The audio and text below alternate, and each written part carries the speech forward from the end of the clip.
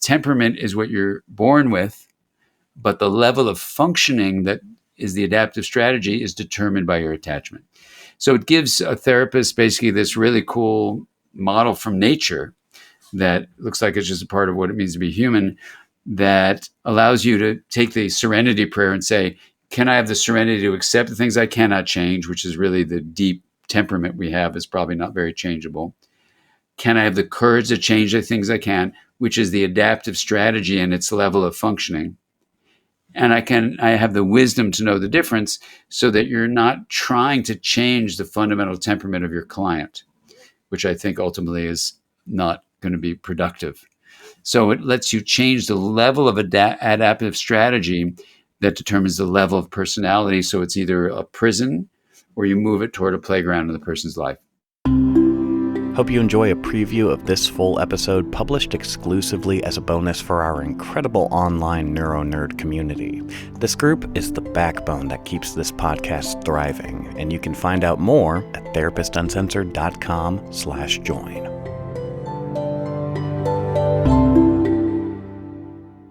So many of you are very familiar with the work of Dr. Dan Siegel.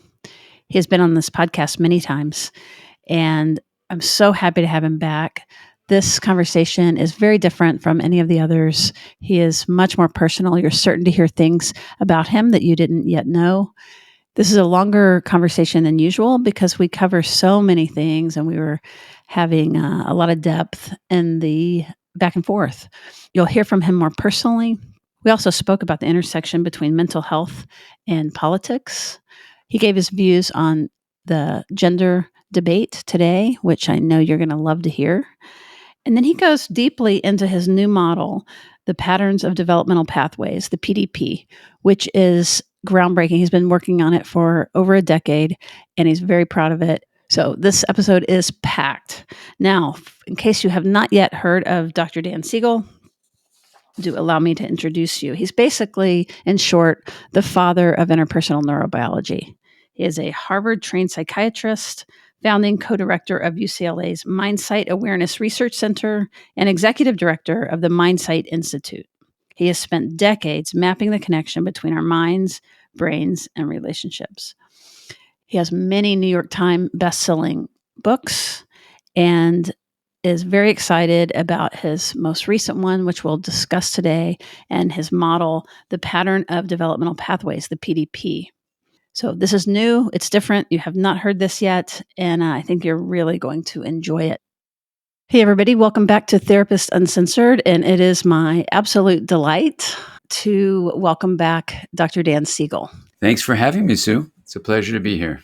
When I last saw you, we were at the Psychotherapy Networker in Washington, D.C. just a short while ago, and I was really struck by something, and I was hoping that we could talk a little bit about bringing you in more. You're the father of interpersonal neurobiology.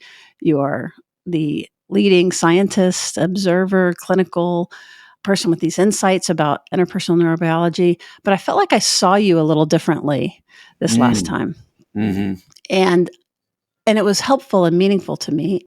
And I know that our audience would love to see this part of you. So just as a quick example to bring everybody up to speed, one difference was that I got to dance with you. Yes. And that was so delightful. And the way I would describe it, and was that you were not shy, but necessarily, but you started, and there was, it was kind of, it was all good. And as the time went by and the music kept going and you warmed up or got more comfortable or more people came forward, I don't know what. But by the end of the night, Dan Siegel was swinging anybody who would swing with him and leading Congo lines. And and I learned is quite the dancer, really very, very good. And it was very meaningful to me. It was just such a side of you that I would not have expected. Wow. Well, it was great to be there with you, Sue. And that was a joyful evening with a lot of joining and a lot of fun. So I remember it very, very well and very fondly. Yeah, it was really great. And another thing that was surprising was I did go to your workshop, as we mentioned, a 2-hour workshop. And in it, you shared some things that I wanted to get into a little bit around more about how it's impacted you and how, I don't know, I felt you a little different this time. Not that I'm know everything that you do or anything like that, but I have over many, many years have seen you in many different settings. And you shared about your mother's passing. And right afterwards, you shared much more personal details about yourself and talked about that. So I wanted to kind of pick up there, if you're okay with it, around that change. Sure. Well, thank you for asking and asking if it's okay. Can I just ask you a question first? What did that feel like was different? I mean, I'll speak from my own inside view, but from the outside, what was that? What did that feel like for you? Well, even though you are kind of a contemplative clinician and always have been so warm and so personal in every setting, you've definitely maintained the expert role, the therapist role, the physician role, which has been, I mean, I haven't even noticed it. It's just was all of our accepted roles. And there was something where you were freed up. The dancing later in that same session, you sang a cappella, I think for the first time. First time. Mm-hmm. So all of these things were very moving. The dancing, the self-disclosure, and then the singing felt new. Yeah, it was new. I mean, maybe not the dancing so much, but certainly the other stuff. Yeah, yeah, for sure. Yeah. So how has that loss impacted you? Well, yeah, and I'll share that in a moment. Can I ask you one more question Yeah, about that? please. Let's do it. Yeah. Was that a weird thing to feel a difference in this person who you knew in a different way before, or was it okay, or did it feel like, you know, what did it feel like? I felt closer to you. I felt your vulnerability. So from that perspective, I'm just an immediate, deeper connection and kind of more personal connection. And one of the things I had noticed to be, is that like sometimes your examples from a long time ago, right? I don't know if you'll remember this, but maybe it's in the book. I don't know. But you were describing implicit memory related to being a physician and the crying babies. And I thought that was great, but I kind of maybe have wanted like, but that's still you and your person and your right and your role, which was was fine. But so there was something kind of relieving about like, oh, okay, here's the implicit, or here's the, this kind of deeper, more personal parts that it felt like something had changed, and I didn't know if it was related to that loss or if that's just more of your evolution over time. Yeah.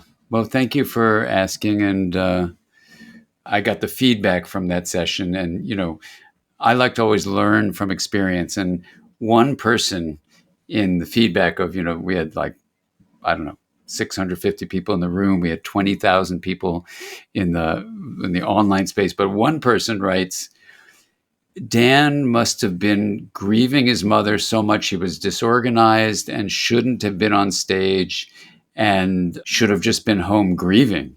So the vulnerability was threatening to them. Yeah, well, but it's like Velcro, some negative comment on, and I felt sad for that participant that they experienced me as I shouldn't have been up there disorganized, whatever.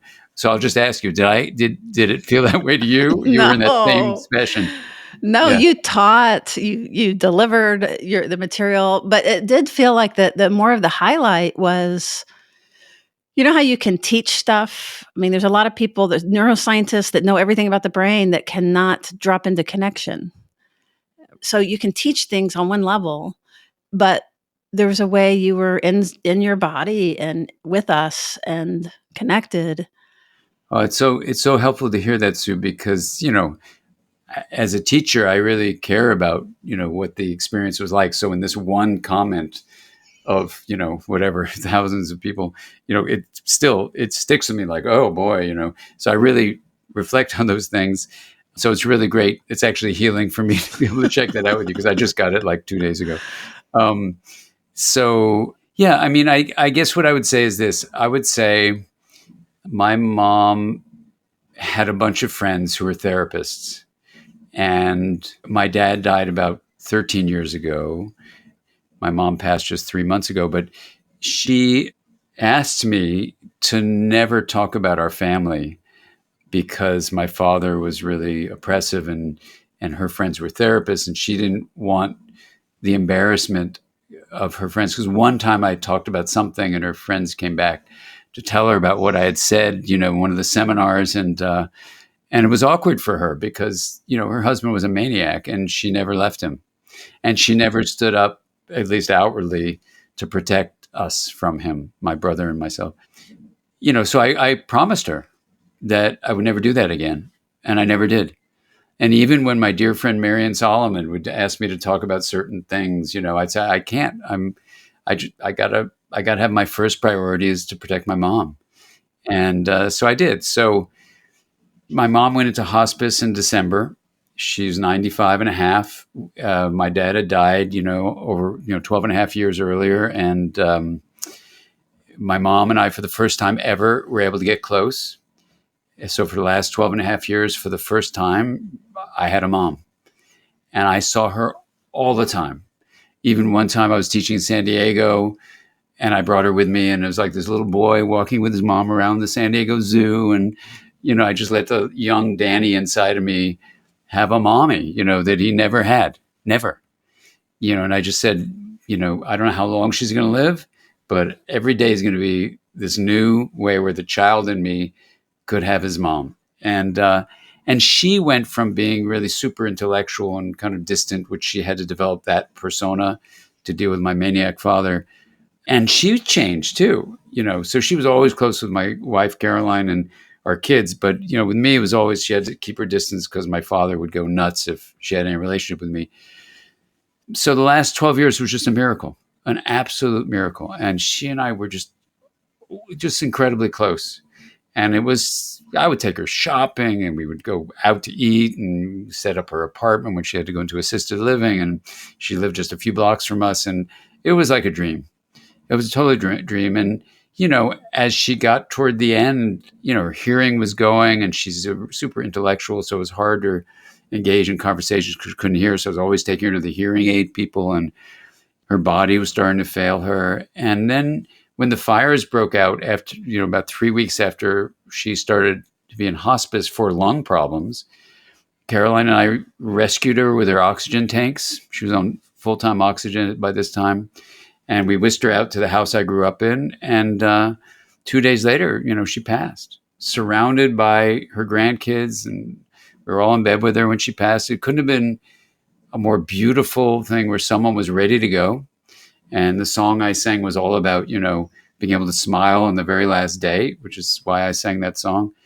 And she was smiling. And the last thing she said was, you've all been so wonderful. And we don't live forever, But one of the things she said to me after she got into hospice, she goes, my friends are all gone now. And I'm going to probably go soon. And you can say whatever you want, And so all that time she was in hospice, I wasn't teaching anywhere. So I never, so really one of the first times I was teaching to mental health professionals for sure was at the Networker. And it was the first time I could just show up fully. I didn't have to protect my mom from anything. And I felt like she had given me the gift of being my mom for these last dozen years. And I felt just incredibly integrated from a younger aspect of me point of view. And I felt free to just be whatever I was going to be. And so it felt different from the inside out for sure. And I don't know where it's all going to go, but I feel free to talk about it because basically, I had every form of non-secure attachment that I could never talk about before. So I know it very personally. And, my father was a sadist who intentionally was trying to hurt people he loved. He was a self-proclaimed sadist, by the way. And so, to grow up with the enemy, being your father, I always had a feeling about that. And then right a year and a half before he ultimately died, he owned up to that. So I've never made that public, of course, but now I can talk about it. And so I feel this new kind of energy about just being able to just be fully 100% present because I don't have to protect my mom anymore. Thanks for listening to this preview of bonus content. If you would like to continue with the episode or to support free worldwide access to important material like this, you can join our online community for as little as $5 a month at therapistuncensored.com/join. Thanks.